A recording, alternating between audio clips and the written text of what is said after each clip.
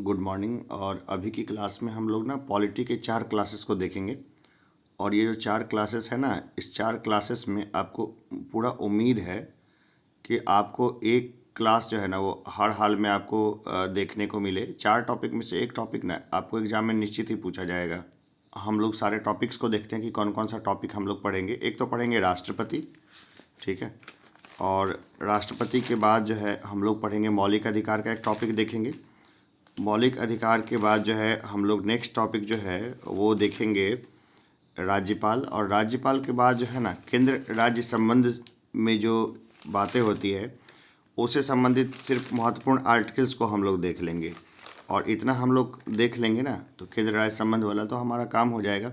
साथ में एक आर्टिकल है, आर्टिकल जो है खास करके संवैधानिक उपचारों का अधिकार, आर्टिकल 32, इसका हम लोग थोड़ा सा विस्तार से देखेंगे।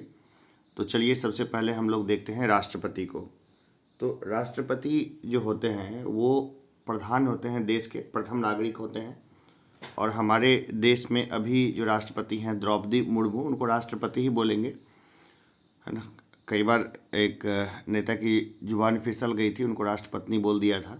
तो खैर वो अलग इशू है, हम लोग उधर नहीं जाएंगे। हम लोग काफ़ी मैच्योर लोग हैं और जो लोग देख रहे हैं इस वीडियो को वो काफ़ी गंभीर किस्म के लोग होंगे जो देख रहे हैं। तो चलिए हम लोग देखते हैं। सबसे पहले देखते हैं राष्ट्रपति। राष्ट्रपति के बारे में कहाँ लिखा गया है। तो संविधान का अनुच्छेद 52 कहता है कि भारत संघ का एक राष्ट्रपति होगा। भाई कौन सा अनुच्छेद? 52 अनुच्छेद कहता है कि भारत संघ का एक राष्ट्रपति होगा। अनुच्छेद 53 कहता है कि भारत संघ का कार्यपालिका की शक्तियाँ राष्ट्रपति में निहित होगी। भाई कौन सा? अनुच्छेद 53 कहता है कि भारत संघ की कार्यपालिका की शक्तियाँ राष्ट्रपति में निहित होंगी। अब देखिए, राष्ट्रपति मंत्रिपरिषद का गठन करता है जिसका प्रमुख प्रधानमंत्री होता है। राष्ट्रपति मंत्रिपरिषद का गठन करता है जिसका प्रमुख कौन होता है? प्रधानमंत्री होता है, ठीक है। राष्ट्रपति मंत्रिपरिषद का गठन करता है। कौन करता है गठन? मंत्रिपरिषद का राष्ट्रपति, है ना। और जिसका प्रमुख कौन होता है? प्रधानमंत्री होता है। प्रधानमंत्री को नियुक्त ही राष्ट्रपति करता है। दरअसल प्रधानमंत्री जो है ना वो चुने नहीं जाते हैं, सांसद चुने जाते हैं। और उन सांसदों में से जो लायक सबसे ज़्यादा माने जाते हैं, जिनको पार्टी आगे बढ़ाती है, उनको राष्ट्रपति प्रधानमंत्री नियुक्त करता है। तो अब कुछ इंपॉर्टेंट पॉइंट्स देखें, मेंस पॉइंट ऑफ व्यू से। तो वर्ष 1979 में चौधरी चरण सिंह से लेकर 1998 में अटल बिहारी वाजपेयी की सरकार तक 6 बार तत्कालीन राष्ट्रपतियों ने अल्पमत वाले दल के नेता को प्रधानमंत्री नियुक्त किया। भाई 1979 से लेकर 1998 तक जो है ना 6 बार राष्ट्रपति ने अल्पमत वाले दल के नेता को प्रधानमंत्री नियुक्त किया। यानी कि यहाँ पर दिखाया जाता है कि राष्ट्रपति ने अपने विवेक से काम लिया, यानी राष्ट्रपति की उस दौरान महत्वपूर्ण भूमिका रही। तो इस दौरान देवगौड़ा मात्र 27 एवं चंद्रशेखर महज 61 सांसदों के नेता होने के बावजूद प्रधानमंत्री बने। HD देवेगौड़ा जो थे ना, उनके पास 27 सांसद थे और चंद्रशेखर के पास कितने सांसद थे? 21 सांसद थे। किसी ने इंटरनली, किसी ने बाहर से समर्थन दिया और इस तरह से जो है उनकी सरकार बनी। आगे देखते हैं। अब आगे देखते हैं कि राष्ट्रपति के पास कुछ पावर्स वगैरह हैं, तो उससे संबंधित कुछ इंपॉर्टेंट पॉइंट्स को देखेंगे जो आपको मेंस आंसर राइटिंग में काम देगा। तो देखिए, रबड़ स्टैंप नहीं है राष्ट्रपति। जैसे डॉक्टर राजेंद्र प्रसाद ने भी 1952 में हिंदू कोड बिल को रोक दिया था, यानी इसने ये शो किया कि वो रबड़ स्टैंप जैसा काम नहीं करेंगे, जिसे 1955 में नेहरू सरकार द्वारा दोबारा भेजने के बाद स्वीकृत कर लिया गया। क्या 1955 में दोबारा भेजा? 3 साल के बाद तो उसको स्वीकृत कर लिया। किसको? हिंदू कोड बिल को। हिंदू कोड बिल के ऊपर तो पूरा लेक्चर बन सकता है, लेकिन अभी वो हमारे काम का नहीं है, तो अभी उसके ऊपर में हम लोग नहीं देखेंगे। अब देखते हैं, राष्ट्रपति फखरुद्दीन अहमद ने भारतीय संविधान के अनुच्छेद 352 के अधीन देश में आपातकाल की घोषणा कर दी, जो स्वतंत्र भारत का सबसे विवादास्पद फैसला माना जाता है। भाई किसने? राष्ट्रपति फखरुद्दीन अली अहमद ने संविधान के अनुच्छेद 352 के अधीन देश में आपातकाल की घोषणा कर दी, जो सांसद स्वतंत्र भारत का सबसे विवादास्पद फैसला माना जाता है।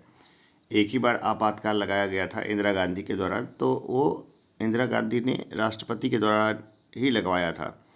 तो वो किसने लगा, राष्ट्रपति कौन थे, तो फ़खरुद्दीन अली अहमद। अब देखिए, जहाँ तक प्रतिनिधित्व की भूमिका को देखें तो प्रधानमंत्री और राष्ट्रपति के चयन में यहाँ राष्ट्रपति का पलड़ा भारी लगता है। दरअसल प्रधानमंत्री का चुनाव लोकसभा सदस्य बहुमत से करते हैं, जबकि राष्ट्रपति का निर्वाचन जो है ना, वो लोकसभा, राज्यसभा और सभी राज्यों के विधानसभा के सदस्य करते हैं। देखिए, राष्ट्रपति को लोकसभा, राज्यसभा और सभी राज्यों के विधानसभा के निर्वाचित सदस्य करते हैं ना, जो निर्वाचित होते हैं। निर्वाचित छूटा हुआ है भाई, जो मनोनीत होंगे वो भाग नहीं लेंगे, निर्वाचित सदस्य मिलके करते हैं। जो निर्वाचित सदस्य कौन होते हैं, वो करते हैं। अब देखिए, मौलिक अधिकार की बात करें तो संविधान, चलिए राष्ट्रपति में हमने इम्पोर्टेंट पॉइंट्स को देख लिया है। अब हम लोग जो है ना, इसी में नेक्स्ट टॉपिक हमारा है मौलिक अधिकार। तो मौलिक अधिकार को देखेंगे तो 6 मौलिक अधिकार हैं। अब एक एक मौलिक अधिकार को मैं थोड़ा और डीप में भी बताऊंगा, यहाँ पे काम खिलाए के बता देता हूँ। एक मौलिक अधिकार जो होगा उसका ही सिर्फ व्याख्या ठीक रहेगा करना यहाँ पर।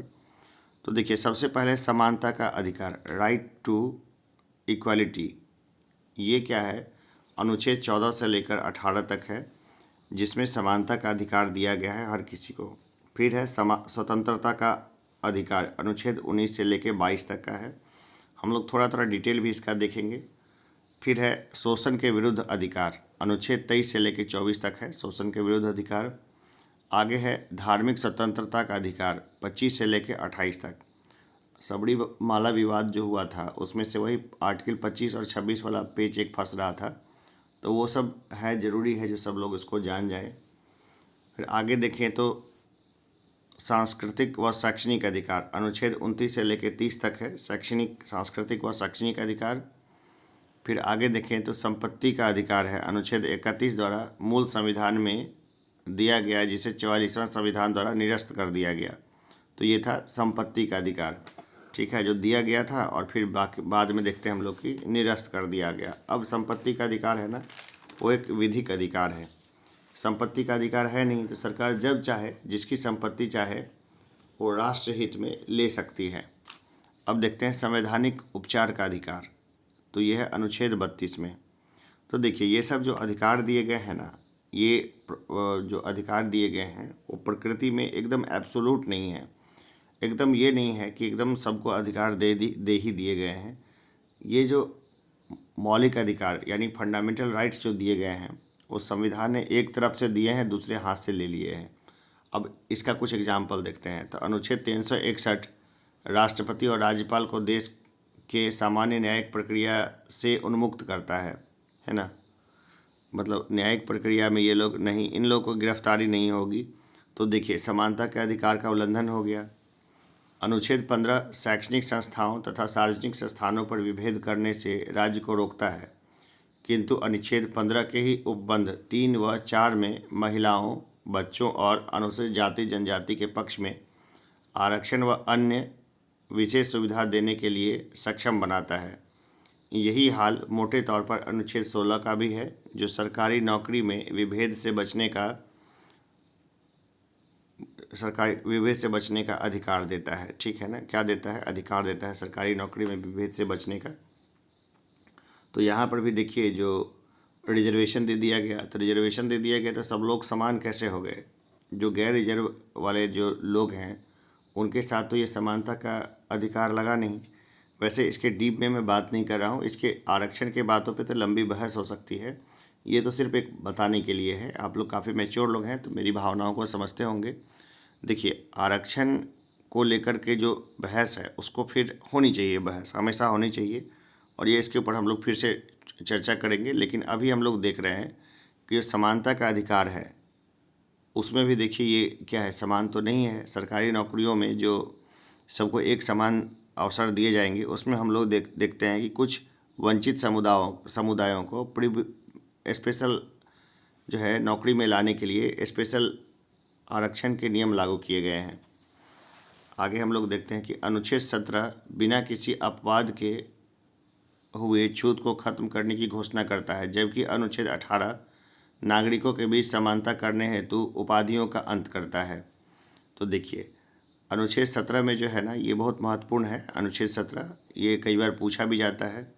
इसके जरिए जो है ना, अनुच्छेद 17 के जरिए छुआछूत को खत्म किया गया है, जबकि अनुच्छेद 18 नागरिकों के बीच समानता करने हेतु उपलब्धियों का अंत करता है, परंतु शैक्षणिक और सैन्य उपाधि धारण करने से भी नहीं रोकता है ना। जैसे सैन्य देखिए इंदिरा गांधी ने प्रीवर्स हटा दिए, प्रीविपर्स हटा दिए, सारे राजा महाराजा आम आदमी हो गए, लेकिन जितने भी उपाधि हैं वो तो हटा दिए गए, लेकिन सैन्य उपाधि को अक्षुण्ण रखा गया, क्योंकि सैन्य उपाधि जो है ना खुद कमाई जाती है। लेकिन इसके ये भी बहस का विषय है, इसके ऊपर भी हम लोग बाद में चर्चा कर सकते हैं। अभी हम लोग अपने टॉपिक पे रहते हैं। सैन्य उपाधि धारण करने से भी नहीं रोकता है। इस प्रकार कहा जा सकता है कि समानता का जो मौलिक अधिकार दिया गया है वह पूर्ण नहीं है, वह सशर्त दिया गया है, जो भारत जैसे विशाल देश की विविधता और विषमता को देखते हुए उचित भी है। इसी प्रकार अनुच्छेद 19(1) में 6 स्वतंत्रता का अधिकार वर्णित है, लेकिन अनुच्छेद 19(2)(6) में उपरोक्त स्वतंत्रता पर उचित प्रतिबंध की व्यवस्था की गई है, जो लोक व्यवस्था, संप्रभुता व अखंडता की रक्षा हेतु विधायिका द्वारा आरोपित किया जा सकता है।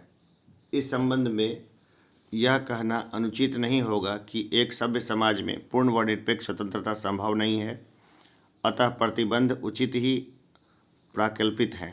जो प्रतिबंध है वो उचित ही प्राकल्पित है। अब देखते हैं अनुच्छेद 20 आपराधिक मामलों में राज्य की निरंकुश सत्ता से अभियुक्त को सुरक्षा प्रदान करता है, और यह सुरक्षा पूर्ण है, किंतु न्यायिक विवेचन द्वारा व्यवहार में इसके अनेक अपवाद उभर गए हैं। देखिए कैसे है, जैसे कि कोई अपराधी अगर साबित होता है या कई बार विचाराधीन भी है तो उसको उठा के जेल में डाल दिया जाता है ना। ऐसे बहुत सारे विचार, जैसे कि देखिए पुलिस वालों को अपराधियों को नहीं पीटना है, लेकिन पुलिस पहला काम यही करती है, 24 घंटे के अंदर उसको मजिस्ट्रेट के सामने में उसको रखना है, लेकिन ऐसा करती नहीं है पुलिस। वो पहले देखिए, वो अलग इश्यू है कि पहले देखती है कि कौन पैसा देने आएगा, अलग हिसाब किताब है उसका। अनुच्छेद 21 भी निरपेक्ष शब्दों में जीवन और व्यक्तिगत सुरक्षा की गारंटी देता है। अनुच्छेद 22 में दिए निवारक निरोध नियम उपरोक्त व्यक्तिगत स्वतंत्रता के अधिकार पर अंकुश अवश्य लगाता है, लेकिन साथ में इसके दुरुपयोग से बचाव की व्यवस्था भी करता है। राष्ट्रीय हित में इस उपबंध को भी जायज़ ही माना जाएगा। अब देखिए अनुच्छेद 23 और 24 भी शोषण के विरुद्ध अधिकार देता है, लेकिन यह भी निरपेक्ष नहीं है, बल्कि सशर्त दिया गया है। राज्य जन उद्देश्य हेतु अनिवार्य सेवा ले सकता है। भाई राज्य को जब जरूरत पड़ेगी तो अनिवार्य सेवा किसी से भी ले सकता है, वो कानून बना सकता है, नियम बना सकता है। अगर कोई डॉक्टर है, महामारी फैली तो उसकी सारी जो है छुट्टियां से लेकर उनकी सारे राइट समझिए सस्पेंड हो जाएंगी। उसी तरह सेना का कोई व्यक्ति है तो उसको बॉर्डर पे सबसे आगे भेजा ही जाता है, वैसी जगह पर भी जहाँ पे मौत निश्चित होती है। इसी तरह धार्मिक व सांस्कृतिक स्वतंत्रता का अधिकार भी सशर्त दिया गया है। अब देखिए अनुच्छेद 32, तो अनुच्छेद 32 में बिना किसी शर्त के संवैधानिक उपचार का अधिकार दिया गया है, जिसे अंबेडकर जी ने संविधान की आत्मा बताया था, लेकिन व्यवहार में इसका भी अनुरक्षण हो गया है, क्योंकि सुप्रीम कोर्ट वादी को पहले अनुच्छेद 266 के तहत हाईकोर्ट जाने को कहता है और फिर अनुच्छेद 136 के तहत अपने पास अपील में आने के लिए कहता है। अब बताइए कि भाई आपको कोई राइट चाहिए तो आप जाते हैं कोर्ट में, अगर आपको इजीली नहीं मिलता है राइट्स, तो कितने लोग हैं जो कोर्ट के पेचीदगी और दौड़ भाग और बाकी चीज़ों को बर्दाश्त कर सकते हैं या करते हैं। ठीक है, तो है समस्या ना इधर। अब देखते हैं संविधान ने एक हाथ से हमें मौलिक अधिकार दिए हैं तो दूसरे हाथ से वापस ले लिया है। अब हम लोग देखते हैं यहाँ पर कि संविधान ने एक हाथ से हमें मौलिक अधिकार दिए हैं और दूसरे से क्या किए हैं, वापस ले लिए हैं। चलिए अब हम लोग राज्यपाल को टॉपिक को देखते हैं। राज्यपाल वाला टॉपिक हम लोग देखेंगे थोड़ा सा। उम्मीद है कि आपको क्लास अच्छा लग रहा होगा। वैसे भी ये सीरियस छात्रों के लिए है, जो एकदम सीरियस छात्र हैं ना उन्हीं के लिए क्लासेस है, सबके लिए तो है भी नहीं, सब देखते भी नहीं हैं। ठीक है, और वैसे भी जितने हमारे बहुत सारे भाई बंधु हैं जो अपना चैनल चला रहे हैं, वो ऐसी खबरों को ज़्यादा देते हैं जिससे सनसनी जैसा मामला फैले ज़्यादा, जैसे बीपीएससी गेट पे धरना हो गया, वहाँ प्रदर्शन हो गया, तो ये बहुत ज़्यादा हो रहा है, कई सारे लोग इसमें शामिल हैं। चलिए हम लोग आगे बढ़ते हैं। राज्यपाल को देखें तो भारतीय संघीय शासन की भांति भारतीय राज्यों में भी कार्यपालिका के 3 स्वरूप भारतीय संविधान के भाग 6 के अनुच्छेद 153 से 167 में वर्णित हैं। अब कार्यपालिका को देखें तो वास्तविक कार्यपालिका, प्रशासनिक कार्यपालिका और नाम मात्र कार्यपालिका, 3 कार्यपालिका होती है। वास्तविक कार्यपालिका का हेड होते हैं मुख्यमंत्री एवं मंत्रिपरिषद। प्रशासनिक कार्यपालिका में जो है कर्मचारी तंत्र हमारा आ गया, और नाम मात्र की कार्यपालिका होती है राज्यपाल के रूप में। तो देखिए राज्यपाल जो हैं वो राज्य का संवैधानिक और कार्यपालिका का प्रधान होता है। राज्यपाल का वर्णन भारतीय संविधान के अनुच्छेद 153 से अनुच्छेद 162 तक किया गया है। राज्य का समस्त प्रशासन राज्यपाल के नाम से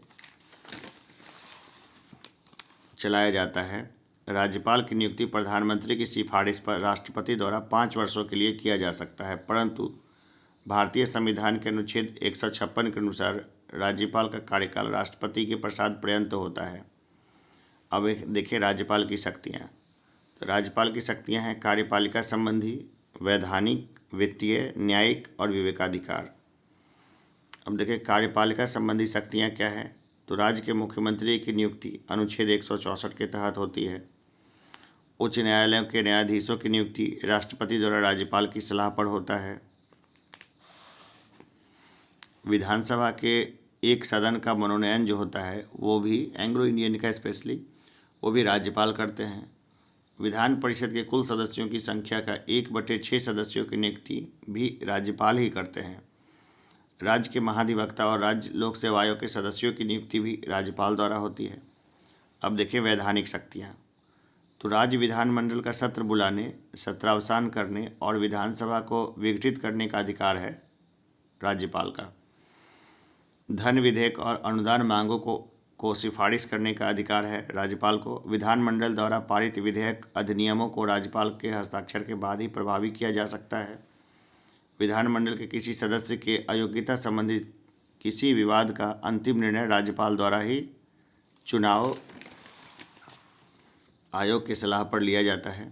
राज्यपाल को राज्य के विषयों पर अध्यादेश जारी करने का अधिकार है अनुच्छेद 213 के तहत। अब देखते हैं वित्तीय शक्तियाँ। तो धन विधेयक राज्यपाल की सिफारिश के बाद ही पेश किया जा सकता है। राज्यपाल की अनुमति से राज्य की आकस्मिक निधि से व्यय होता है। राज्यपाल को अनुदान मांगों की सिफारिश करने का अधिकार है। वार्षिक बजट विधानमंडल में राज्यपाल पेश करवाते हैं। अब देखें न्यायिक शक्तियाँ। तो जिला न्यायाधीशों की नियुक्ति एवं प्रोन्नति ये कौन करते हैं, तो राज्यपाल करते हैं। किसी व्यक्ति को दिए गए दंड को कम करने या माफ़ कर सकते हैं राज्यपाल, मतलब इनके पास न्यायिक शक्तियाँ हैं। उच्च न्यायालय के न्यायाधीशों की नियुक्ति में राष्ट्रपति राज्यपाल से सलाह लेते हैं। राज्य में राष्ट्रपति शासन के दौरान प्रशासनिक बागडोर राज्यपाल के अधीन हो जाता है। अब देखिए विवेकाधिकार। आम चुनाव के बाद त्रिशंकु विधानसभा होने पर राज्यपाल अपने विवेक से किसी भी दल के नेता को मुख्यमंत्री बनाने के लिए आमंत्रित करते हैं। राज्यपाल राष्ट्रपति को भेजे जाने वाले संदेश में सविवेक का प्रयोग करते हैं, खुद का विवेक प्रयोग करते हैं राज्यपाल। चलिए अब हम लोग जो है ना एक जो हमारा महत्वपूर्ण था टॉपिक राज्यपाल से संबंधित जो भी है महत्वपूर्ण चीज़ें वो हमने देख ली है। उनसे संबंधित और भी चीज़ें हम राज्यपाल से वो हम लोग देखते रहेंगे और बार बार उसको रिपीट भी करते रहेंगे। मेंस के लिए जो है ना रिपीटिशन बहुत ज़रूरी है। अब देखिए संवैधानिक उपचारों का अधिकार जो हमारा मूल अधिकार है उसको हम लोग देखते हैं।